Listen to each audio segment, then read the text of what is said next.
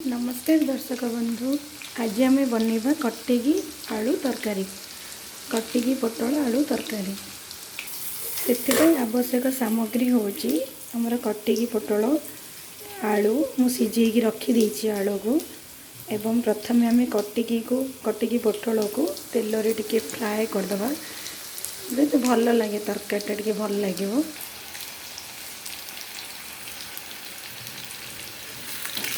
देखो तेल बाहर करदे तेल पुणी आउ जो बड़का जिनस कटिकी अच्छी मु पुणी पकईबी तारे टिके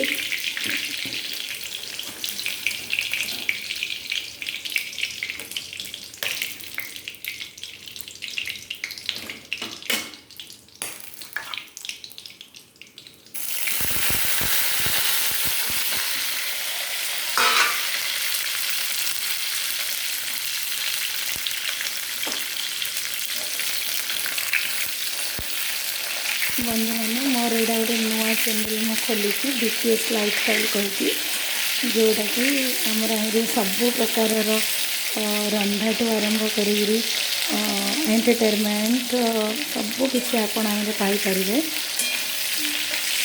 मो वीडियोटा को टिके लाइक करूँ, शेयर करूँ एवं मो चैनल सब्सक्राइब कर दिंतु। देखो आम कटिकी पोटल गुड़ा बहुत बढ़िया तेल रे भाजी हो जाए।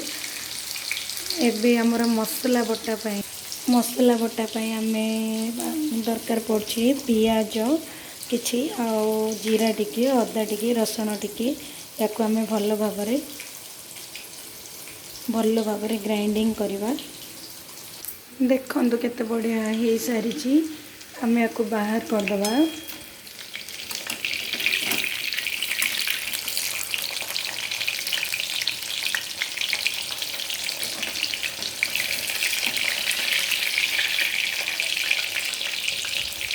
कम मसला कम तेल रे मु बहुत बढ़िया प्रकार बनई कटी पोटल तरकारी। आपण करंतु देखंतु केमिति होईची कहिबे बस ट्राए करंतु।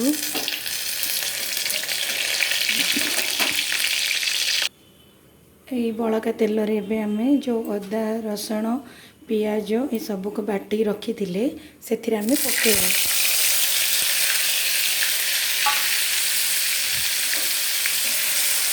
तो भल भाव कषिदबा।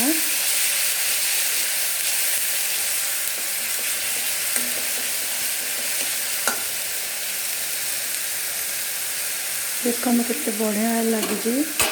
मो नुआ चैनल मोर यहाँ आपण मैंने बीटीएस लाइफस्टाइल कहीकिना मुझे स्टार्ट कली गोटे नुआ चैनल विभिन्न प्रकार आपण रोषेईर आइटम सब पाइपर। मु दिन को दिन नुआ नुआ नुआ नुआ गोटे गोटे करी पोस्ट करी आपण देखिए लाइक करेंगे भल लगे ताको लाइक करेंगे शेयर करेंगे एवं सब्सक्राइब भी करदे। देखते मु भल भाव कषि सारी से आम ए टमाटो को बाटी रखी दुईटा टमाटो बाटी रखी से पके।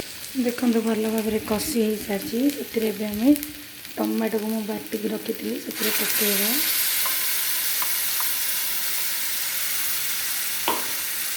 देखो भल भाव कषा। देखो मुझे भल भाव कषि सारे एम भाजी रखी कटिकी पोटल को एवं आलू को मिसेबा। देखो मुझे हल्दी गुंड लंका गुंड एवं स्वाद अनुसार लुण तरकारी को देखिकिना लुण देवे ना अधिक बेसी अधिक उणा अधिक हेल्ले भल लगे। तो मोर तरकारी को देखिकी लुण देती स्वाद अनुसार लुण देकी भल भाव मिक्स करदे और फुटा को दबा। तापर फुटिला आम मसला गुंड पकेबा गरम मसला गुंड। तो देखंतु केते सुंदर मोर तरकारी फुटी गलानी आम बढ़िया बास्ना कि टेस्ट है केते बढ़िया देखा देखु तो गरम गरम भात संगे भी खाइले एते बढ़िया लगे कहने। चलतु रोची जय जगन्नाथ और मो चैनल सब्सक्राइब करेंगे निहाती भाव में। रखुची रोची। ଜୟ ଜଗନ୍ନାଥ।